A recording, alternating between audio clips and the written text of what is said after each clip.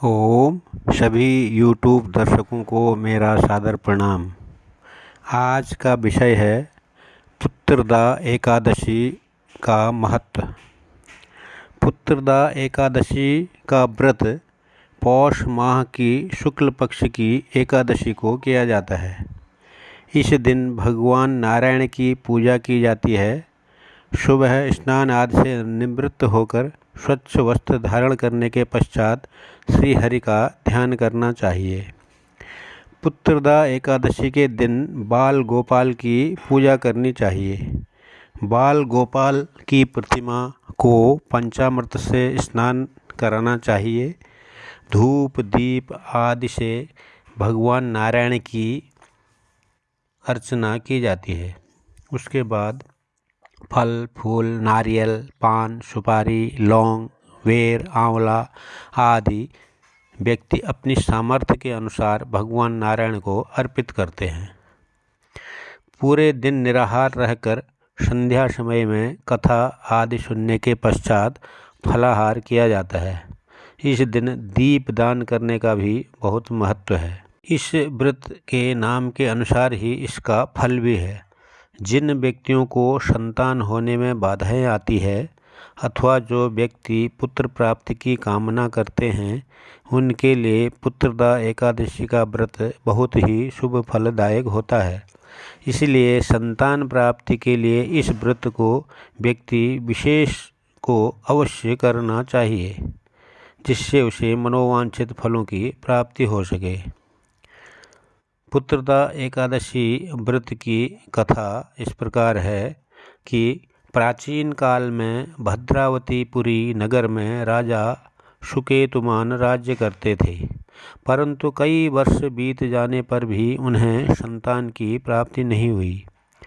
राजा और उसकी रानी दोनों इस बात को लेकर चिंताग्रस्त रहते थे। निसंतान होने के दुख से वह शोकाकुल रहने लगे।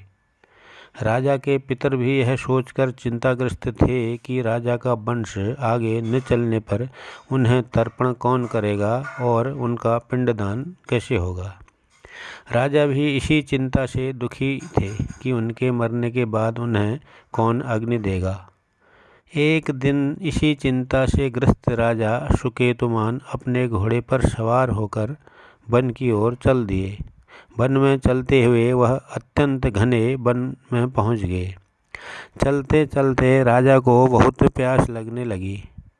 वह पानी की तलाश में वन और अंदर की ओर चले गए, जहां उन्हें एक सरोवर दिखाई दिया। राजा ने देखा कि सरोवर के पास ऋषियों के आश्रम भी बने हुए हैं और बहुत से मुनि वेद पाठ कर रहे हैं। राजा अपने घोड़े से उतरा। उसने सरोवर से पानी पिया। प्यास बुझाकर राजा ने सभी मुनियों को प्रणाम किया। ऋषियों ने राजा को आशीर्वाद दिया और बोले कि राजन, हम आपसे प्रसन्न हैं। तब राजा ने ऋषियों से उनके एकत्रित होने का कारण पूछा। मुनियों ने कहा कि वह विश्व देव हैं और सरोवर के निकट स्नान के लिए आए हैं। आज से 5वें दिन माघ मास का स्नान प्रारंभ हो जाएगा और आज पुत्रदा एकादशी है। जो मनुष्य इस दिन व्रत करता है उन्हें पुत्र की प्राप्ति होती है। राजा ने मुनि के कहे अनुसार पुत्रदा एकादशी का व्रत आरंभ किया और अगले दिन द्वादशी को पारण किया। व्रत के प्रभाव स्वरूप कुछ समय के पश्चात रानी गर्भवती हो गई और रानी ने एक सुकुमार सुंदर पुत्र को जन्म दिया।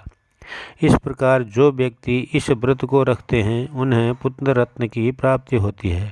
संतान होने में यदि बाधाएं आती हैं तो इस व्रत के रखने से वह दूर हो जाती हैं। जो मनुष्य इस व्रत के महात्म्य को सुनता है उसे मोक्ष की भी प्राप्ति होती है। अतः संतान की इच्छा रखने वाले को पौष मास की शुक्ल पक्ष की एकादशी का व्रत अवश्य करना चाहिए। ओम नमो भगवते वासुदेवाय।